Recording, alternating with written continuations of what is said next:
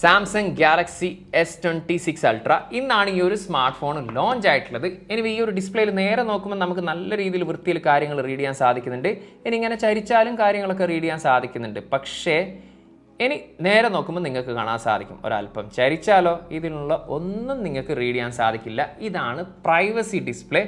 ലോകത്തിൽ ആദ്യമായിട്ടാണ് ഒരു സ്മാർട്ട് ഫോണിൽ ഇത്തരത്തിലുള്ള ഒരു പ്രൈവസി ഡിസ്പ്ലേ ഉൾപ്പെടുത്തുന്നത്. സോ നമുക്ക് ധൈര്യത്തോടെ പറയാം ഇതൊരു ഇന്നോവേഷൻ എന്നുള്ള രീതിയിൽ തന്നെ.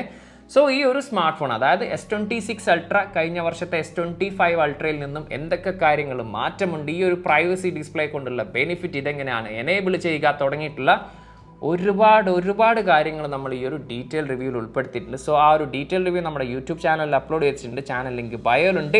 ആ ഒരു വീഡിയോ കണ്ടു കഴിഞ്ഞാൽ ഏകദേശം ഒരു ധാരണ ഈ ഒരു സ്മാർട്ട് ഫോണിനെ കുറിച്ച് നിങ്ങൾക്ക് ലഭിക്കുന്നതാണ്.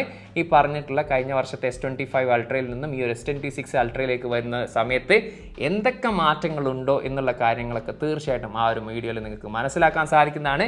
സോ ഇത്തരത്തിലുള്ള ടെക് റിലേറ്റഡ് വീഡിയോസ് ഇൻട്രസ്റ്റ് ഉള്ളവരാണെങ്കിൽ മറക്കാതെ ചാനലും പേജസും ഒന്ന് ഫോളോ ചെയ്തോളി.